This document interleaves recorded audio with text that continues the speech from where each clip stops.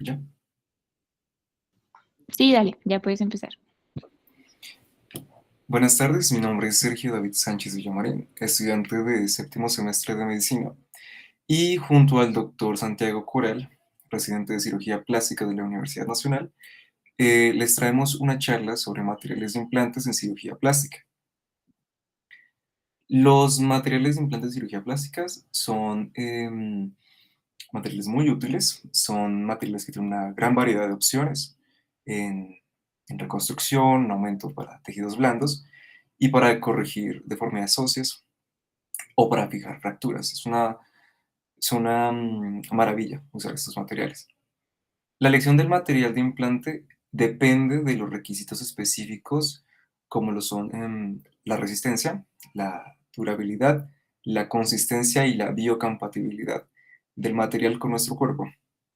En algunos casos, el uso de tejidos autólogos es más adecuado para ciertos pacientes, dado que pueden llevar a infecciones o a extrusiones los otros materiales, y pues se deben evitar. Y pues a pesar de todo esto, los materiales de implantes pueden ser una alternativa válida, como en las cranioplastías, en las cirugías maxilofaciales, y pues em, tenemos muchas opciones. La principal fuente de información que usé fue este texto de Graphics in Plastic Surgery del Dr. Charles H. Thorne del 2014. Sin embargo, hay otras fuentes de información que pueden consultar más adelante. Bueno, empecemos con la definición de un implante. Los materiales de implantación son materiales externos que buscan reemplazar total o parcialmente una estructura corporal para devolver la anatomía. Algunos materiales que vamos a hablar más adelante, como lo son los pegamentos, como lo son los sustitutos para la piel, como lo son las mallas bioprostéticas, no son materiales de implantes propiamente dichos, sino que son más, am, son otro tipo de material, también pueden ser ayudantes para, para la piel, para la mejoría de la cicatrización, etcétera, pero no se consideran materiales de implantes propiamente dichos. Los primeros hallazgos de materiales de implante los vamos a ver en forma de sutura, aunque estos no son propiamente materiales de implantes, pero estos materiales los vamos a ver hace 30.000 años, los encontramos a partir de materiales viscosos, los hacían de miel, los hacían de eh, resina de árboles para curar heridas. En la América Inca del año 3000 a.C., se cree que se hallan los primeros indicios de materiales usados para cubrir las cranotomías de las trepanaciones. Esta técnica pues consiste en abrir un agujero en el cráneo para liberar la presión. Aún se usa, aunque pues no, no como se usaba antes. Para sellar estas trepanaciones se usan mezclas de materiales como oro, plata y las cáscaras de nueces. Y después, ya con el avance de los años, hubo muchos avances. Hubo un espacio de 5.000 años donde, aunque el avance no fue tan impresionante por problemas como la reacción a cuerpos extraños o las infecciones, hubo algunos muy importantes como mm, el cerrar heridas con animales, por ejemplo con las hormigas. Se usaron también en el año 900 después de Cristo, el primer hilo reabsorbible que se hizo a partir de intestinos de vaca, y también se intentaron hacer técnicas para implantar dientes artificiales a partir de metales. Después de tanto tiempo, ya en el siglo XX, el oftalmólogo Harold Ridley observó que luego de accidentes aéreos, fragmentos de las bóvedas de los aviones de los pilotos que se insertaban en sus ojos y en su piel no generaron reacción de rechazo. Y fue en el año 49, ya después de haber investigado un poco más, donde desarrolla las primeras lentes oftálmicas a partir de los plásticos. Posteriormente, en el año 1952, los doctores Cumberland y Scale descubren las propiedades que debería tener un implante ideal e hicieron una clasificación que aún sigue vigente para, bueno, los fabricantes de biomateriales. Estas propiedades de los materiales de implante ideales serían estas. La primera, la mínima reacción adversa a cuerpos extraños. Dos, que tenga una elasticidad y flexibilidad pues, necesaria para la tarea. Tres, facilidad y ajustabilidad a la medida. Cuatro, buena incorporación a los tejidos. Cinco, permite crecimiento del colágeno. 6, buena fuerza tensora. 7, tolerancia a ambientes infectados. Y 8, baja complicación de las heridas. Estos materiales vamos a clasificar primeramente en metales, en polímeros y cerámicas. Y vamos a hablar de los otros materiales que también les comenté al principio. Bueno, empecemos por los metales.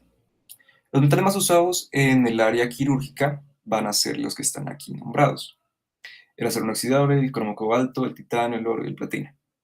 Sin embargo, por ciertas características, unos han tomado más relevancias que otros. Primero, el acero inoxidable se utiliza como implante biológico desde el año 1920 y este se hace con una aleación de hierro, cromo y níquel, lo que lo hace más fuerte a la tracción. Pero pues tiene varias desventajas y es que es un material que se dobla muy fácilmente. Aunque este material es útil en algunas complicaciones, en algunas aplicaciones, perdón, como en la aplicación de barras de arco para la fijación maxilomandibular, pues en general estas propiedades mecánicas lo han hecho pues un material que no se usa tanto actualmente, como pues el cromo cobalto o el titanio. También el acero inoxidable filtra iones metálicos hacia los tejidos circundantes, lo que provoca una reacción inflamatoria y dolor. Entonces, este material, aunque se utiliza actualmente, se deja para otros usos menos invasivos, aunque aún se usa para alambres quirúrgicos y barras de acero. El cromo cobalto es un material que históricamente se ha hecho con cromo cobalto, pero también se agrega molibdeno. El Vitalium es esta aleación, la primera aleación que se hizo en el año 1932 y esto se hizo para el reemplazo del acero inoxidable por los problemas que tenía. Esto se utilizó primero para mini placas y tornillos craneofaciales y pues esto revolucionó el campo de la cirugía plástica. La principal desventaja de las aleaciones de cromo cobalto es que genera artefactos de dispersión en las imágenes de tomografía. Entonces, pues debido a esto, el titanio pues ha sido el que ha reemplazado esencialmente estas aleaciones de cromo cobalto. Y pues hablando del principal material metálico que usamos actualmente, que es el titanio, este material se empezó a usar en el año 1980 y pues terminó siendo todo un éxito porque ha reemplazado prácticamente cualquier otra aleación en las aplicaciones médicas. Porque este material es una maravilla, es mucho más fuerte, es mucho más liviano, tiene mayor resistencia a la corrosión, causa menos inflamación. El titanio tiene menos rigidez, lo que resulta pues una menor protección contra el estrés a comparación con el acero inoxidable, pero más recientemente algunas empresas también han introducido implantes de aleaciones de titanios que lo hacen pues más resistente a la tracción. Estas aleaciones son más fuertes que el titanio puro y pues se pueden hacer plaquitas un poco más delgadas y tornillos un poco menos visibles. El titanio tiene dos propiedades beneficiosas adicionales que sus otros competidores, y es que uno, no activa los detectores de metales; dos, no genera artefactos significativos en la tomografía o en las resonancias. Y también este material puede formar enlaces químicos con el hueso. Entonces, em, este material, bueno, forma los enlaces químicos y evita que se forme un tejido fibroso, ¿no? Y esta característica, pues, es muy útil. Claro, pues para hacer materiales osteointegrados. Las aplicaciones de estas aleaciones en cirugía plástica pues incluyen más que placas y tornillos, porque también se usan en, en reconstrucción de las paredes orbitarias, por ejemplo. El oro es otro material que lleva muchísimo tiempo siendo usado y este material pues tiene la ventaja de ser inerte, de que no genera reacciones con el cuerpo cuando entran en contacto. Pero este material tiene problemas y es que este material no es muy resistente, es bastante maleable. Y cuando se requieren usar el oro en algunos, digamos, algunos procedimientos, como en odontología, se usan eh, aleaciones de otros metales. Para la aplicación en cirugía plástica, lo usamos a veces en pesas para párpados en paciente con loboftalmos, donde la resistencia pues no es un problema que nos atañe tanto. Entonces, es algo más físico, más por masa. El platino es otro material que tiene las mismas ventajas que el oro y las mismas desventajas también. Y ese parece ser el material de elección para los implantes de párpados, para el loboftalmos. El platino tiene una densidad mucho mayor que el oro, por lo que este implante va a ser de menor perfil, es mucho más delgadito, menos notorio que el implante de oro. Sin embargo, se ha demostrado que algunas formulaciones que contienen platino son inmunogénicas y han generado preocupaciones sobre la exposición que puede generar esto a largo plazo. El platino también se utiliza como catalizador en algunas formaciones de polímeros para hacer, por ejemplo, silicona en los implantes mamarios. Aquí tenemos, a este lado, tenemos la imagen de un implante para el loboftalmos palpebral de oro. Es muy chiquitito. Y este es un reemplazo de cadera de titanio.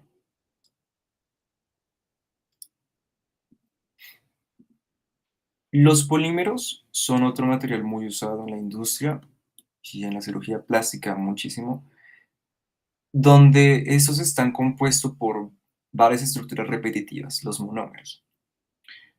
Estas características físicas de un polímero van a estar definidas primero, por la estructura del monómero, qué propiedades químicas tiene, con qué otros materiales se unen. Segundo, con el número de unidades monoméricas que tenga la cadena. Tercero, el grado de reticulación. A medida que una cadena de polímeros se entrecruza, este disminuye su capacidad para moverse de forma independiente, como en las cuerdas, por ejemplo, cuando una cuerda es un filamento sencillo, este material tiene una movilidad mucho mayor cuando se entrecruzan y se genera algo mucho más denso, más rígido, como lo es una cuerda. Entonces vamos a ver que la reticulación va a estar más bien asociada con la rigidez del material. Vamos a hablar del primer polímero y va a ser la silicona, que es tal vez el material más incomprendido, difamado, aunque bueno, se tienen sus dudas justas sobre sus afecciones en la salud. Tras el primer uso de estos materiales en el año 1962, se fue modificando en la cubierta para reducir la respuesta adversa al material. Pero después, ya en el año 1992, la FDA anuncia que, voy a citar lo que dice, hay información adecuada para demostrar que los implantes mamarios eran seguros y eficaces. Esto lo que generó después fue una mora a las empresas productoras de los implantes mamarios. Sin embargo, pues su uso posterior en mastectomías, en recambios y en defectos congénitos fue aprobado. Ya en el año 1999, el Instituto de Medicina de los Estados Unidos publica un informe sobre los implantes mamarios rellenos de solución salina y de los de silicona también. Estaban ambos.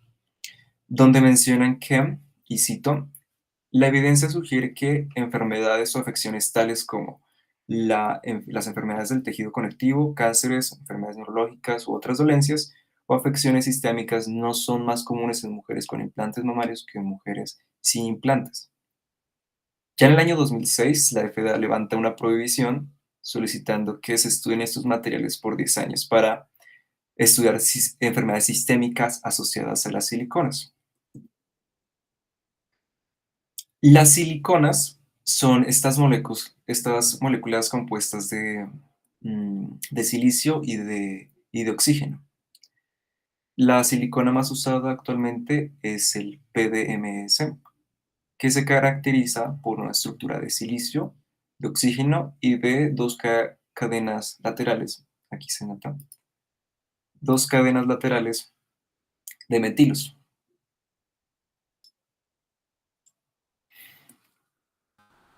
Su presentación de bajo peso molecular tiene una viscosidad muy similar a la del aceite de bebé, mientras que las formulaciones de mayor peso molecular, las de más de 3000 monómeros, son sólidas. La cubierta de la silicona de un implante mamario consta de una silicona muy polimerizada y un relleno de sílice amorfo. O sea, es amorfo, no es cristalina, lo cual pues añade que tenga una mayor resistencia. La silicona es un material que está omnipresente en cientos de productos médicos.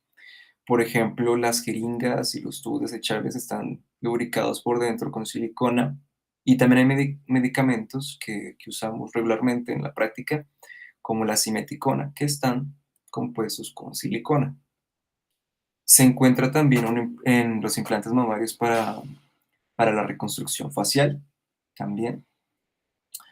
Y también los cirujanos de mano lo utilizan utilizan estos implantes de silicona para las artroplastías, para los reemplazos de los tendones flexores y para espaciadores óseos.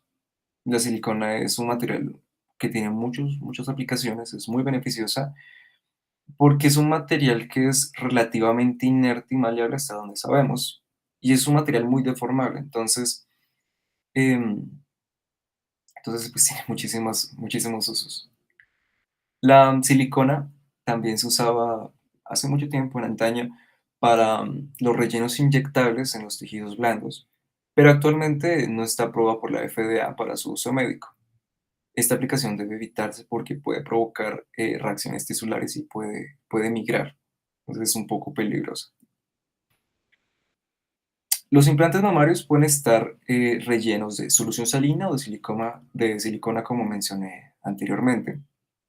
La solución salina tiene la ventaja de que es un material más inocuo, es menos denso que la silicona y hace posible que se pueda hacer una incisión de menor tamaño para que se ingrese el implante.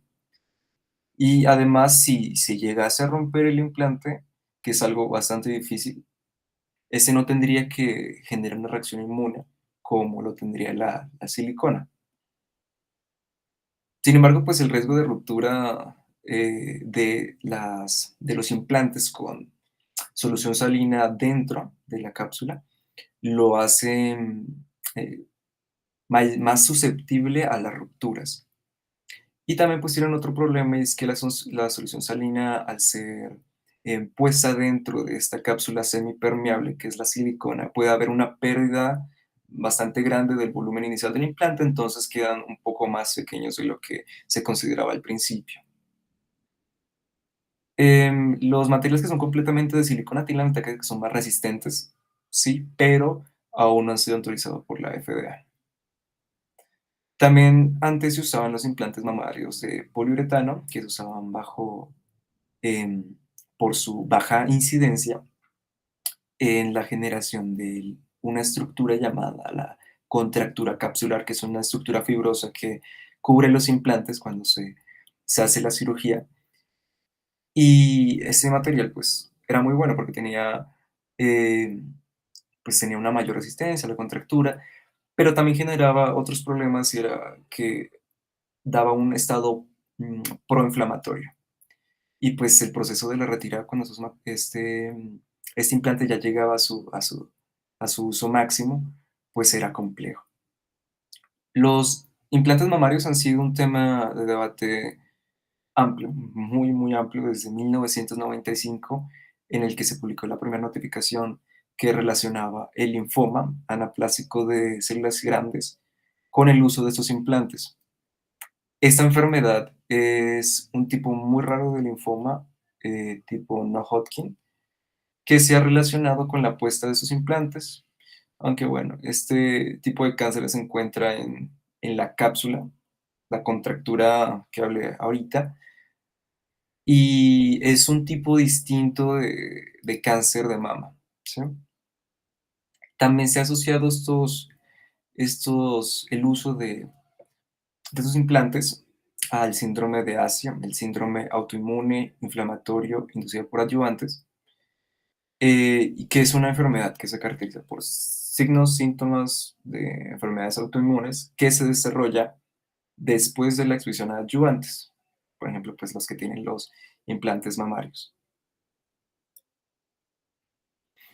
Hay otros materiales que también son muy útiles, muy usados, como el teflón, que fue inventado ya en 1938, y este consiste en una columna una columna, digamos, vertebral de carbonos con una cadena lateral de flúor, lo cual lo hace un material que no se adhiere a nada, es un material no adherente, es un material bastante bueno para evitar em, la unión con los tejidos abdominales, por ejemplo, cuando se usan para injertos vasculares o para mallas de reconstrucción abdominal.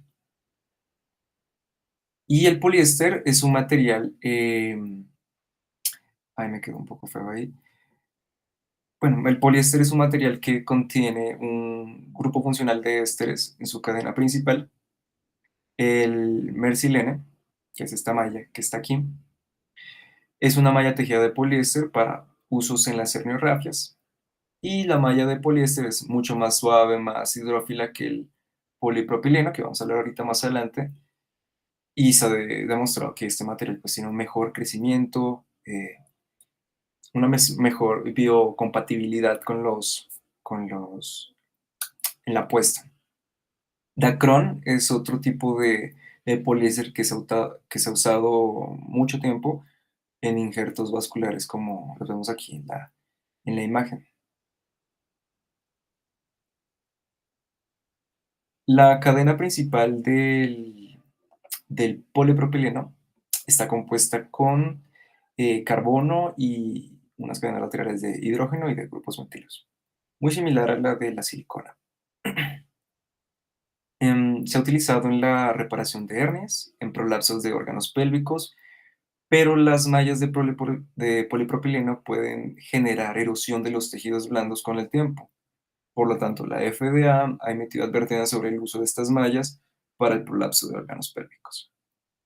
Este material también se usa para, para materiales de sutura, debido a que son muy resistentes y generan una baja reacción a cuerpos extraños dentro del cuerpo. El polietileno es otro polímero que también usamos muy a menudo, muy, muy a menudo, y este consta de una cadena lateral de, de hidrógeno, ¿sí? De etilenos, y una cadena principal de carbonos, como todos los polímeros. Este se usa principalmente para los implantes faciales. Se utiliza esta forma porosa de polietileno de alta densidad que se llama MedPor, y esta porosidad permite el crecimiento interno de vasos y de tejido. Este material tiene una buena ventaja, y es que se puede tallar, puede personalizarse el implante a los requerimientos de cada paciente, a los requerimientos de cada cirujano. Y los implantes son más difíciles de colocar que los implantes que vemos ahorita, que eran un poco más rígidos y firmes. Sin embargo, pues esta característica que parece ventajosa de ser un material poroso, pues le genera la desventaja de la extracción, ya que se ha unido tanto al cuerpo que va a ser complicado de sacar. Este material también se ha usado para la reconstrucción del suelo orbitario, donde usamos pues este material poroso. O lo usamos en combinación con malla de titanio para mayor resistencia. Aunque también, viendo ahorita, es un poco difícil de ver en las tomografías porque el titanio no se ve muy bien.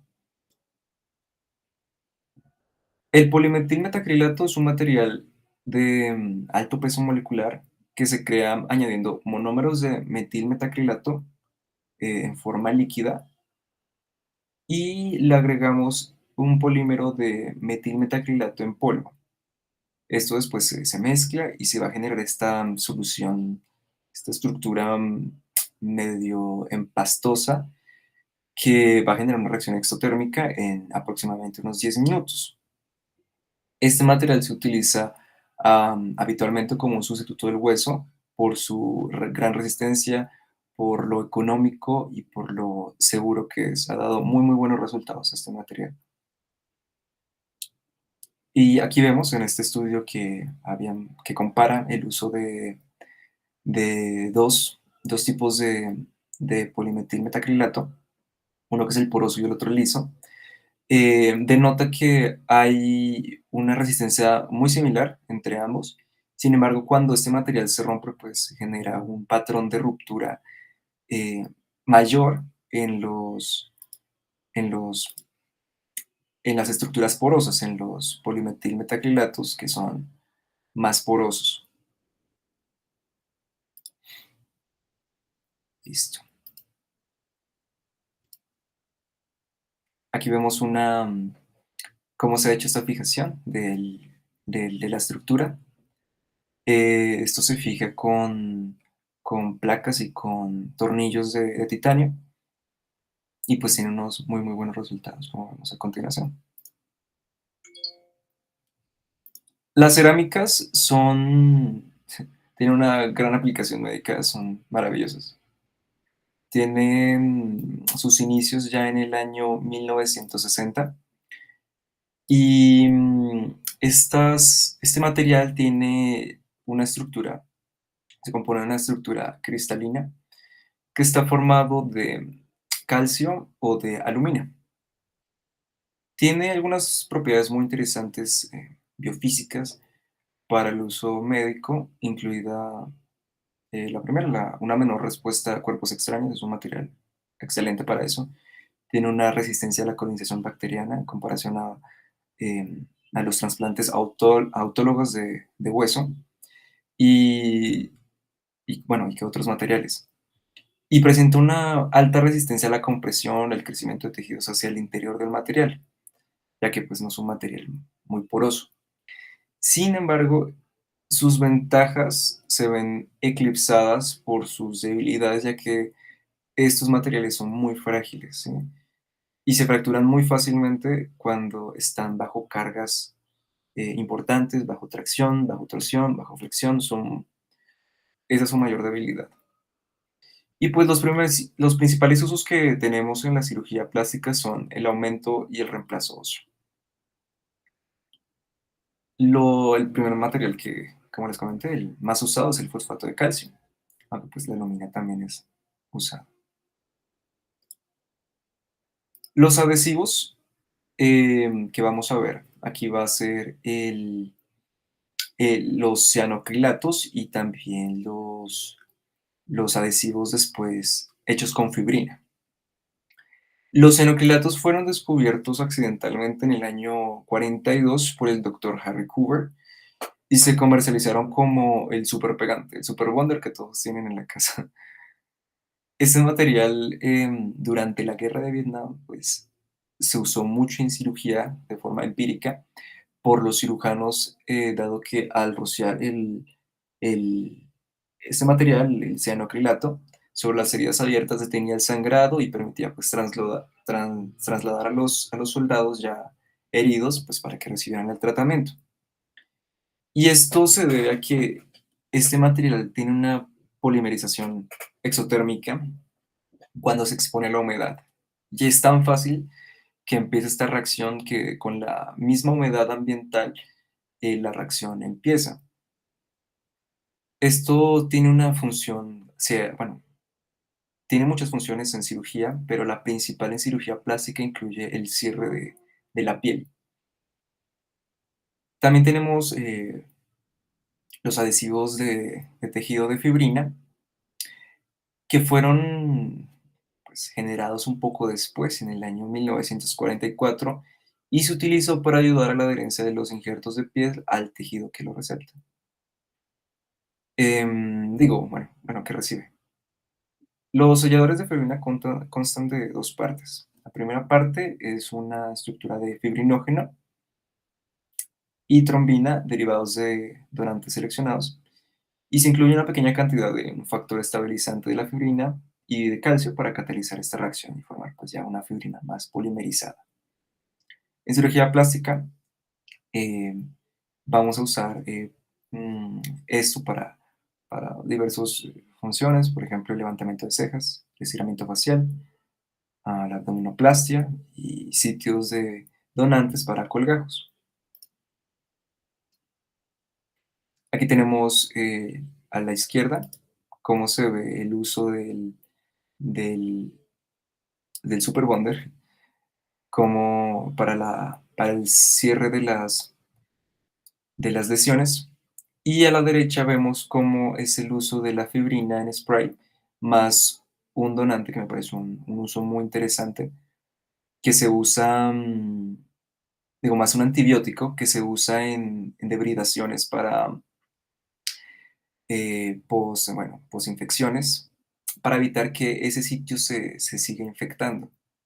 Es un uso muy, muy interesante que está, bueno, siendo actualmente investigado. Los sustitutos para la piel son la primera elección para el tratamiento de heridas.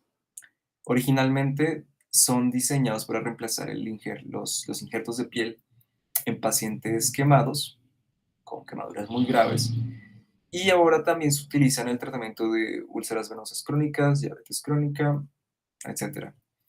Es probable que las aplicaciones de los productos se vuelvan mucho más avanzadas después de que vamos investigando y viendo cuáles son sus nuevas aplicaciones en el campo médico. Vamos a tener estos. El primero va a ser Integra, que es un sustituto de la piel de dos capas, que va a consistir en una capa dérmica, que va a estar compuesta de un colágeno bovino y una capa de lámina de silicona superior que lo va a proteger. Y a medida que la herida cicatriza, la capa dérmica se reemplaza con las células del propio paciente. Se retira la lámina de silicona, que actúa como una epidermis temporal, podríamos decir, y se aplica el injerto de piel sobre la neodermis. Integra se utiliza para heridas complejas como quemaduras bueno, las úlceras que les mencioné. Hay estudios en los que evaluaron la eficacia de Integra, donde demostraron que tiene una mayor tasa de infecciones que los autoinjertos, pero pareciera tener una mayor tasa de curación de las heridas y más rápida que pues, los autoinjertos. Integra también se usa para heridas donde no se puede adherir bien un injerto de piel. Tenemos otro que es el Epicel, que es un autoinjerto epidérmico que se cultiva a partir de los queratinocitos propios del mismo paciente, y estos se derivan de una pequeña biopsia de piel. Una vez que los queratinocitos tienen ya 2 a 8 capas de células de espesor, el autoinjerto ya se fija la grasa y se fija con clips para que, bueno, cuando ya están en la cirugía. El Epicel se usa en pacientes con quemaduras dérmicas más profundas, más extensas, con un compromiso de más o menos el 30%, y se puede utilizar con o sin injertos de piel. Y pues dependiendo la gravedad y la extensión de la quemadura se piensa en este o en otro. Los otros dos son el Dermagraft y el Apigraft, que son bastante similares. El Dermagraft es una malla de poliglactina que se siembra con fibroblastos neonatales, y esta malla se reabsorbe y se reemplaza con el tejido propio del paciente. Y el Apigraft es un equivalente a una piel de dos capas. La capa dérmica inferior, que se forma de colágeno bovino, y fibroblastos, mientras que hay una capa epidérmica que deriva de los queratinocitos. Este material es un poquito similar, no digamos tan similar a Dermagraph, sino un poco más similar a Integra, dado que pues usa esas dos capas dérmicas mm, que usaba ese material. Y para terminar, vamos a hablar de las mallas bioprostéticas, que son materiales bastante nuevos, muy interesantes. Aquí vamos a tener primero las características que debería tener una malla bioprostética em, ideal, por así decirlo. Uno, que tenga una resistencia a la colonización bacteriana. Dos, que sea biocompatible. Tres, que sea no cancerígena. Cuatro, fácilmente disponible. Cinco, económico. Seis, que tenga una buena fuerza tensora por muy largo tiempo. Siete, que mantenga el tamaño. Ocho, que no se adhiera a vísceras. Nueve, que dé al huésped señales para la diferenciación celular y crecimiento de los tejidos. Este material los vamos a dividir en dos tipos. Pueden ser humanos, pueden ser halogénicos, o de animales, también llamados xerogénicos. Los materiales para mallas bioprostésicas se procesan para eliminar estas células que tienen pues, bueno, cuando se extrae la matriz extracelular de cualquier tejido y se quitan otros componentes potencialmente inmunogénicos. Estos son preservados al mismo tiempo, bueno, esto se preserva para mantener la arquitectura de la matriz extracelular. Listo. Aquí tengo algunos tipos de mallas bioprostéticas que son, la primera es la generada por submucosa del intestino delgado. Esa submucosa de intestino delgado se crea a partir de intestinos de cerdos, donde proporciona esta una resistencia mecánica al intestino y contiene una matriz extracelular bioquímicamente rica, muy diversa, eh, y pues se ha usado en injertos vasculares desde 1989.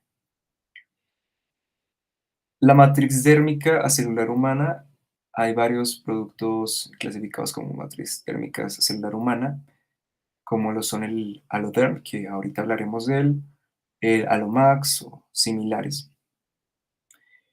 Y pues cada fabricante utiliza una técnica pues, patentada para producir su material distinto. En general, pues todos estos materiales, después de que se extirpa la epidermis y el tejido celular subcutáneo, pues la dermis se procesa, se liofiliza o se pasa por detergentes químicos para eliminar todo ese exceso de células y de materiales no necesarios que pueden generar que son inmunogénicos. Y estas aplicaciones de este material pues están em, bueno, eh, estructuras abdominales para reconstrucción de pelvis, para aumento de labios y para el ejemplo que ahorita les traigo, para mamoplastias. También tenemos una última malla, que es la matriz dérmica celular porcina, que es como una mezcla entre las otras dos que vimos.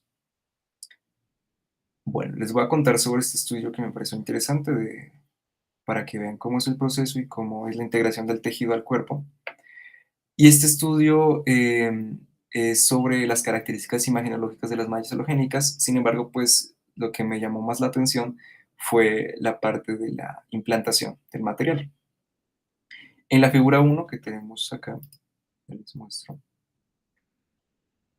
Esta es la foto de la matriz dérmica del Aloderm, que les mencioné anteriormente, antes de hidratarse. Posteriormente, este material se vuelve más denso, más maleable y tiene una apariencia no muy distinta, este material que es halogénico, a las otras que son xerogénicas, son muy similares. Aquí tenemos las fotografías intraoperatorias de la colocación la colocación y la sutura del aloderm, que está aquí en el asterisco. Esperen, voy a señalarlo. Creo que es mejor, no, mejor con zoom. Que está aquí con el asterisco. Y vamos a ver que de la imagen A a la D vamos a tener lo que se corresponde con el proceso inicial de, bueno, de poner el implante. Y las imágenes de la E a la H van a ser el proceso después para quitar el material expansor que tiene detrás la, la malla bioprostética. Entonces aquí en la imagen A vamos a tener ya el implante, el expansor, perdón, de tejido ya colocado debajo, que no se ve aquí. Y vamos a ver que se fija el aloderm al músculo pectoral mayor, aquí en la parte, en la imagen A. Y en la imagen B vemos cómo está unido al tejido mamario. En la imagen C y D vemos cómo el cirujano va a comprobar que esté bien unido al contorno mamario. Y vamos a ver aquí que ya varios meses después, 4 meses después, en la segunda etapa de este estudio, el paciente se somete a un intercambio del implante con extracción del expansor de tejido que teníamos debajo. Y justo ahí debajito de la grasa celular, de la grasa subcutánea, perdón, se ve el aloderm ya incorporado, que está, que está aquí en el asterisco. ¿Y cómo sabemos que está incorporado? Pues porque cuando se hace la incisión, vemos que genera un pequeño sagrado que se ve aquí en las flechas, en la imagen F. Y pues ya ahí debajo se ve el tejido, perdón, el tejido no, el expansor que les comentaba anteriormente. Y cuando se retira este expansor, vemos que dentro de esta cavidad que genera ya está bien incorporado el material de la malla bioprostética y pareciera que fuera propia del tejido. Muy, muy interesante este estudio por si lo quieren revisar. Más adelante está en la bibliografía. Y bueno, eso sería todo. Muchísimas gracias por su atención. Espero les haya gustado mucho esta charla. Estas son las referencias y si quieren pueden revisarlas. Bueno, muchísimas gracias y hasta luego.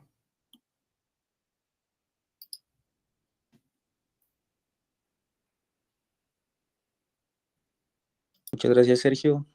Nada, pues felicitarte por tu presentación.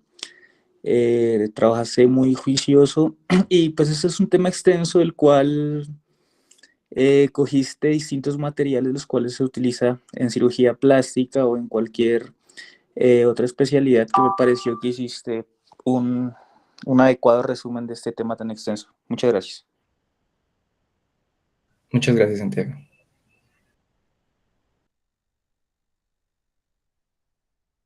Adelante, Jefferson. Si tienen una pregunta o algo, por favor, alza la mano. Bueno, muy buenas noches a todos. Muchas gracias por la invitación. Muchas gracias al doctor Gerley Aguirre por estar acá presente, dado que pues, las actividades del Semillero de Investigación se vienen haciendo desde hace varios años y pues es muy importante pues, el apoyo de los profes y de los residentes, ¿no? Quería comentarles, bueno, un aporte es que ocasionalmente estos materiales se pueden extruir, ¿sí? Especialmente cuando se utilizan en nariz y en bóveda craneana, ¿sí?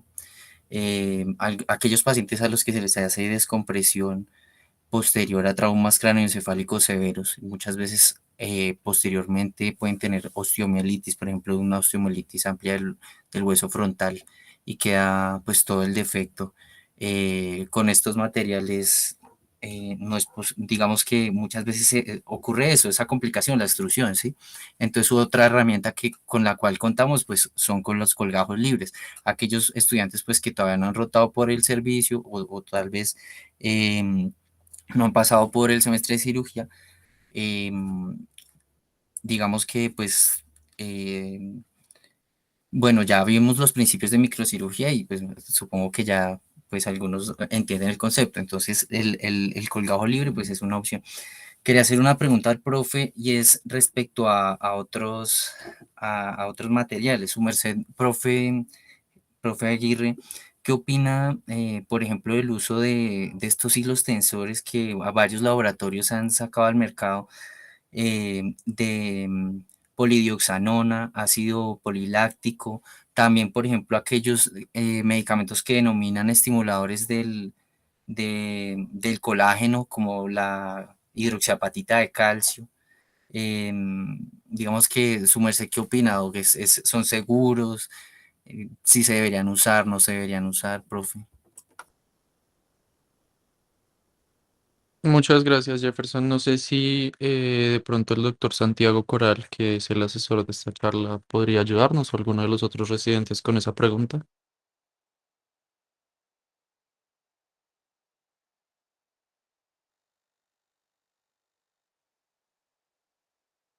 ¿Aló, sí?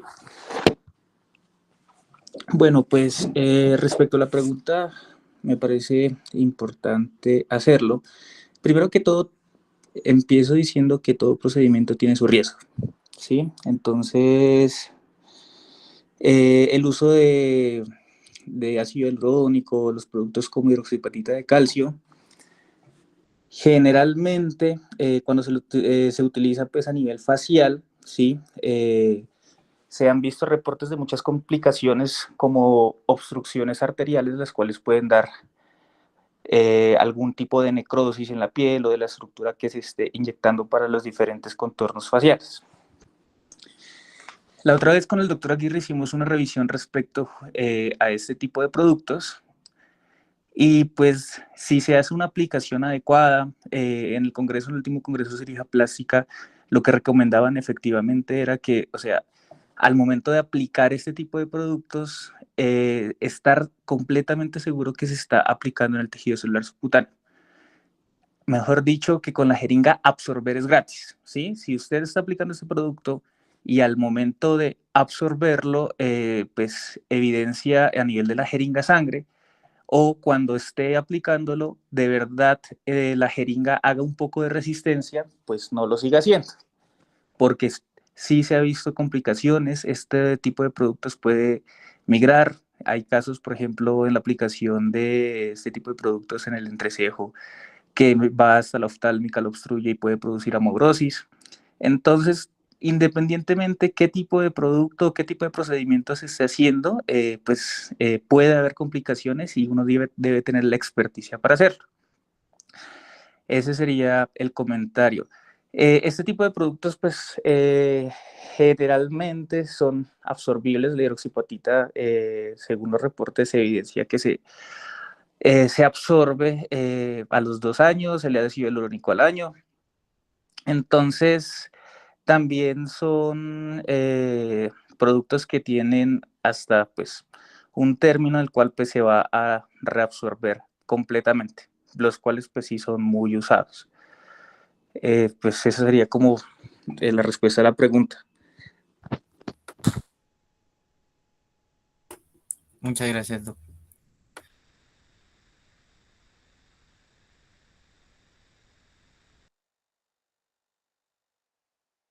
Muchas gracias, doctor Santiago. No sé si alguien más tenga una pregunta o finalizamos la reunión.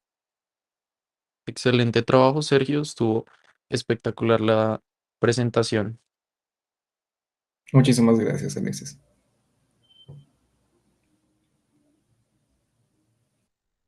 Muchas gracias por la presentación. Que tengan buena noche.